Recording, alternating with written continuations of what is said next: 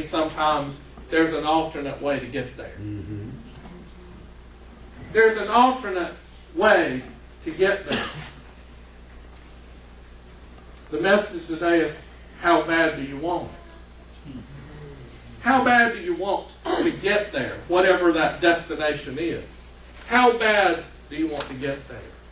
Ray, a few months ago, you were at death's door. Literally, at death's door. And you knew you were at death's door, which made it worse in some ways and better in others. But you had a goal to get well. A goal to get past the fear. Yes. A goal to get beyond it and get your life back. Yes. And I heard you say the other day, even if I don't have much life left, which we don't believe, we think you got a lot of life left, but you had to get to the point of, even if I don't have much life left, I better enjoy what life I have. Amen. Instead of sitting here in fear and worrying every minute, which is no quality of life at all. Yes. And trust me, you ain't the only one glad to see you back at that home.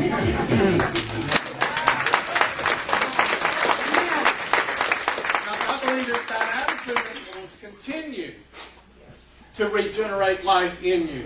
Yes. Yes. There's nothing wrong with the goal.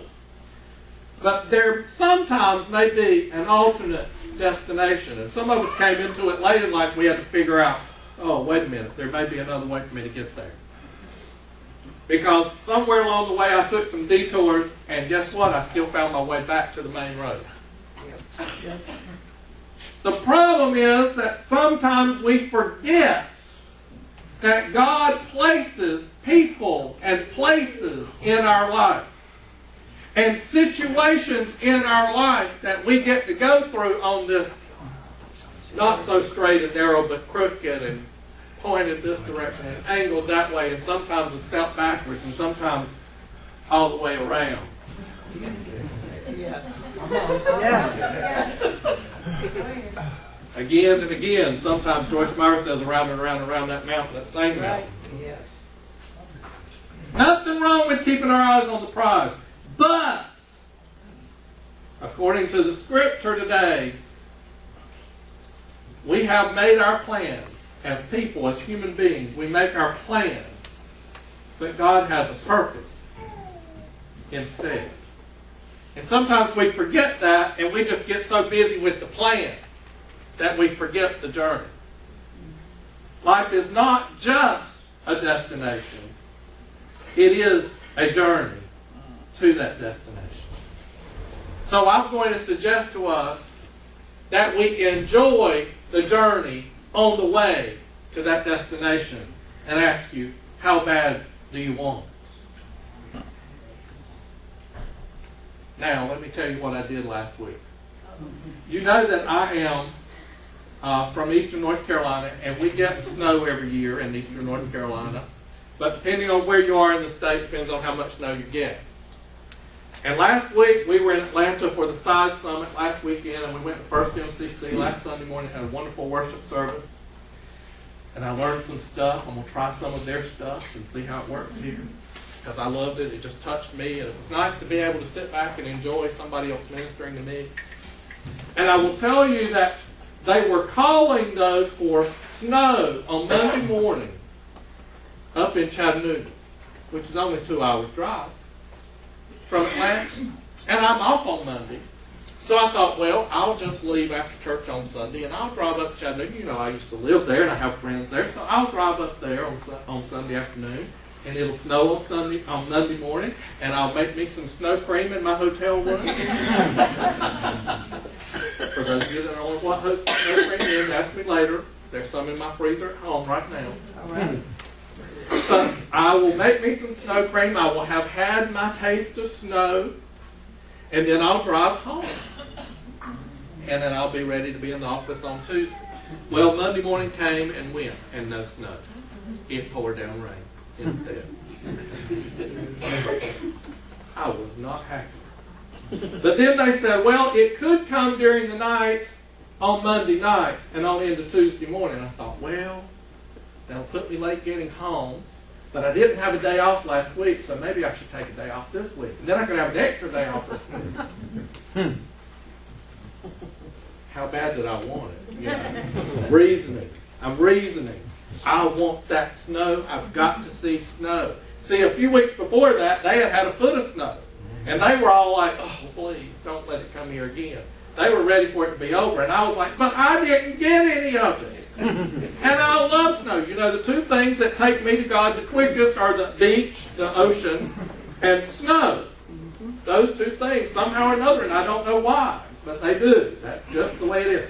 But anyway, I was determined. How bad did I want it? So I'm reasoning away, and I'm thinking, okay, I can get so-and-so to do this for me, and I can get so-and-so. I can stay in touch by email and by phone this week, and I can just be a couple of days late getting home. I will find stuff. Well, then Tuesday morning came, no snow. And then they said, well, it might come in on Wednesday morning. And I'm like, might. It might. It might have gotten here Sunday. It might have gotten here Monday. It might have gotten here yesterday. And I'm just not even doing this. Now, here's the thing. On Sunday night, I had had dinner with my friend Karen Claypool, that's been here to speak for us, that I used to teach school with. And we spent the whole afternoon and evening together. We had a wonderful, wonderful visit. And I called her and I said, now, Karen, do you still have some time for me to do dinner? She said, I've blocked off everybody and everything else. It's me and you tonight. I've done this just for you because I just miss you so bad. I just want us to talk. And it just be our time.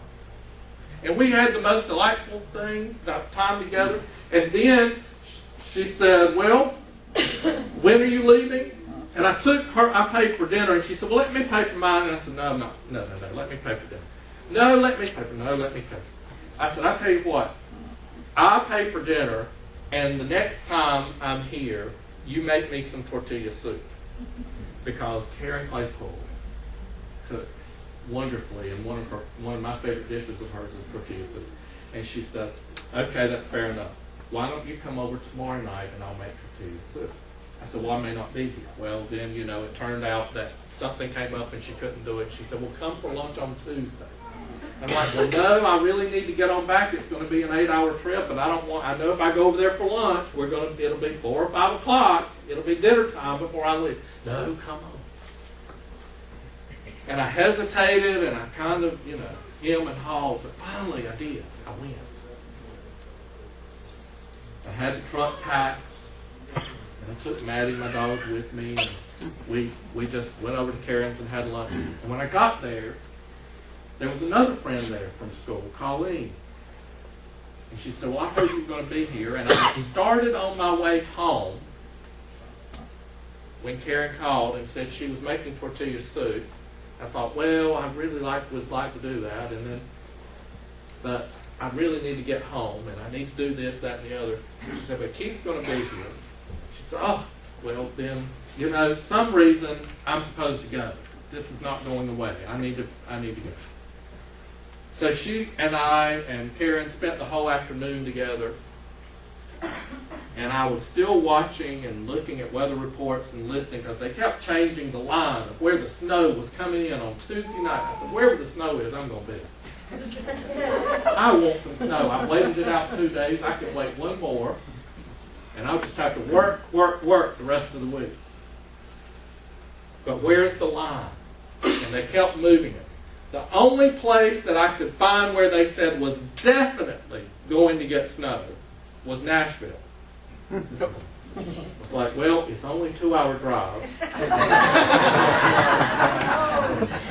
How long will it take me to get back home, though, once I start back? Well, come to find out, because of the way the interstates go, it's west of Chattanooga, even though it's north of Chattanooga. So it actually only added 45 minutes to my trip back here than it would have been. So I was like, 45 minutes? What's that? If I could get snow. Well, then I realized on my way to Nashville that I had not packed any of my pots and pans and the things that I needed to make the snow cream. So I had to go to the store.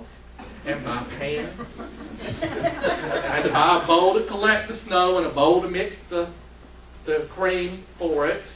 And I had to get a big spoon, you know, and I had to get the vanilla flavoring, and I had to get eggs, and I had to get milk. And okay, now I've got everything lined up. Oh, I've got to have containers. So I got containers to put it in, and then I was like, oh, I didn't bring my cooler, so I had to go buy a cooler to put it in so I could bring something home. And then I was going to have to buy ice to put in it. Well, I'm staying at a hotel, they'll have ice. And I get to the hotel, and I'm vacillating between two hotels that are right down the street from each other. I can stand in front of them and look from one to the other. Can't decide which one, because one offers one benefit and one offers another benefit. Finally, I decide on which one, and I go in, and there's a young man in his 20s behind the desk, and we start talking, and we end up spending about 3 hours talking. And he never came right out and said he was family at first. But I could just, something in my spirit was moving. There was something spiritual going on with him. And I didn't know what it was, but I was determined to be the vessel that gave him whatever word it was. Because I felt the Holy Spirit there. And I thought something he needs from God.